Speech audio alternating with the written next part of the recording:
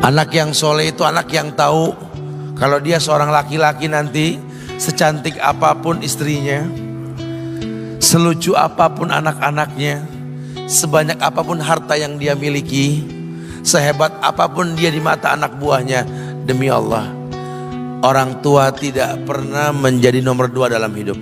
Ini banyak orang yang suka salah ini. Cuma gara-gara dunia, orang tua panjang mata menanti kedatangan anak. Jangan.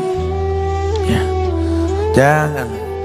Anak yang soleh tahu sekali, sampai kapanpun ibumu, ayahmu, sampai kapanpun. Dunia nggak membuat dia lupa ada berkah keramat dunia hidup di atas muka bumi ini. Dia nggak repot datang ke makam-makam para wali. Orang tua nomor 1 yang dia temui. Ini orang hebat.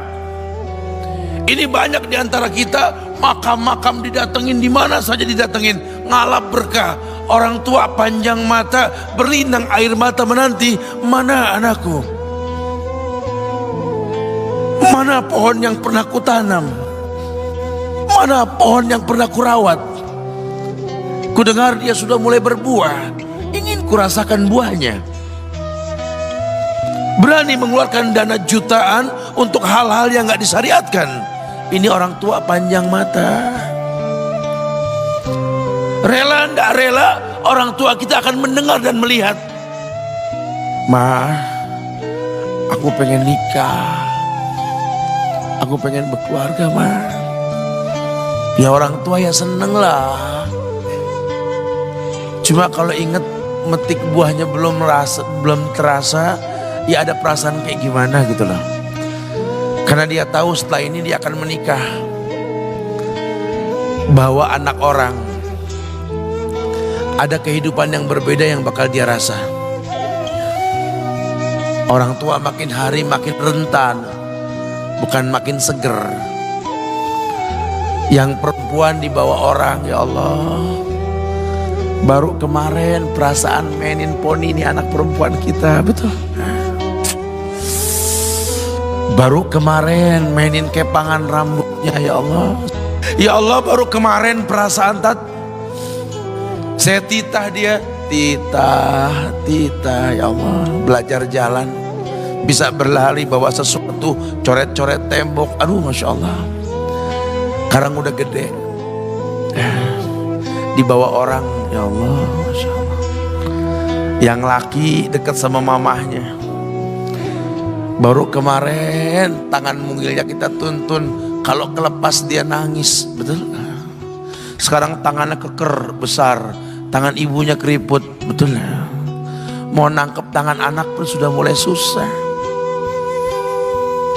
Membawa anak orang datang dengan gagah, cium tangan, cipika-cipiki, udah. Ma, kita jalan dulu Ma ya. Udah Mama, udah.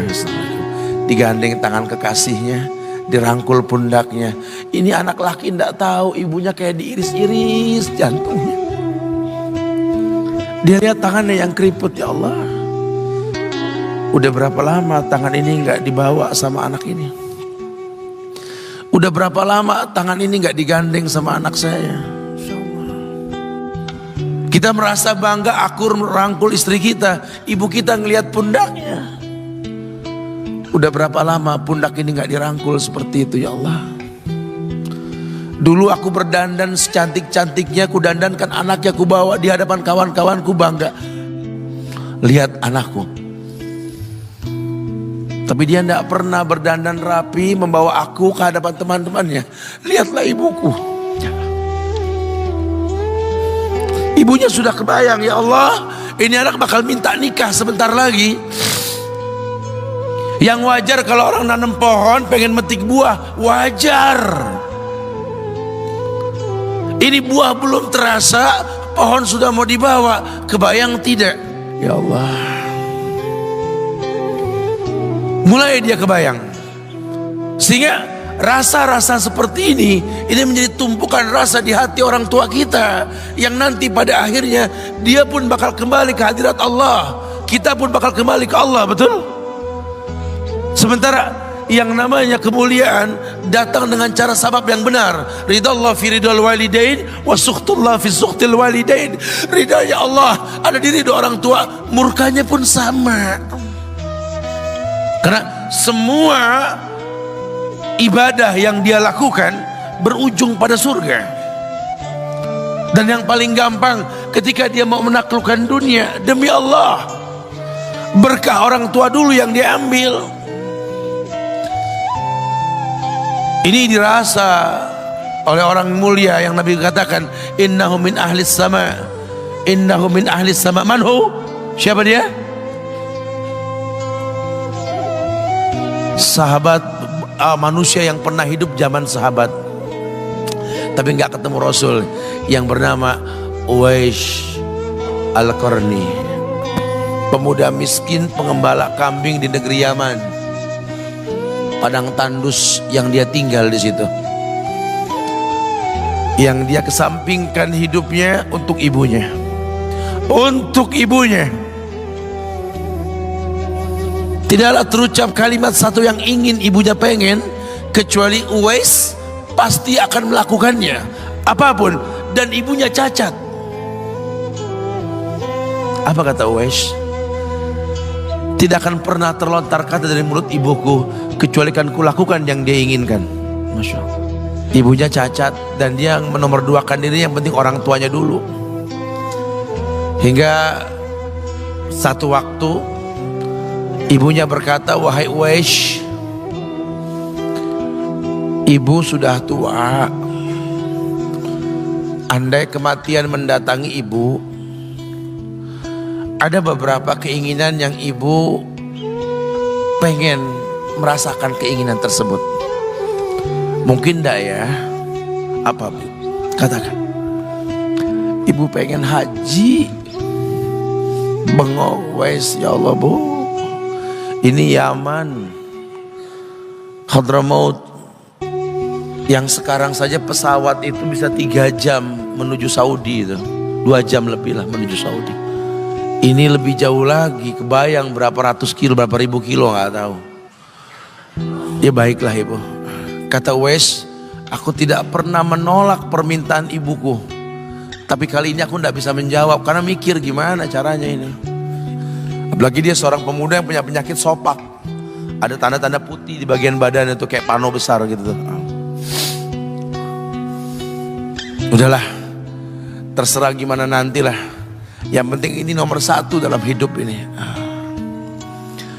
Dia beli seekor anak sapi, digendong tiap hari itu sapi sama si Uwais menuju puncak gunung, turun lagi, gendong ke atas, turun lagi tiap hari. Sampai orang bilang, Uwais gila no, orang sapi dipiara, dia digendong tiap hari naik gunung yang tinggi. Sampai nggak berasa, dikatakan 8 bulan dia lakukan itu. Sehingga terbentuklah fisiknya yang bagus karena olahraga tiap hari bawa itu sapi. Dan sapi itu makin berat, dalam hikayat dikatakan sampai di atas 100 kilo itu sapi. Kemudian dia tetap gendong ke atas dan dia yakin, bismillah saya yakin, sampailah bulan haji. Ibu naik ke pundakku, digendong ibunya dari negeri Yaman. Subhanallah, gak ada yang gak mungkin. Lihat, dibawa ibunya ke Mekah, bertawaf di Ka'bah, dunia menyaksikan. Bahkan hikayat mengatakan dia sempat bertanya kepada sahabat Abdullah bin Umar, aku telah menggendong ibuku dari negeri Yaman menuju Mekah, bertawaf di Ka'bah ini, sudahkah aku membayar jasa ibuku? Apa kata sahabat Abdullah bin Umar? Bahkan satu hentakan napas pun ketika melahirkanmu belum terbayar. Bahkan satu hentakan napas pun ketika melahirkanmu belum terbayar.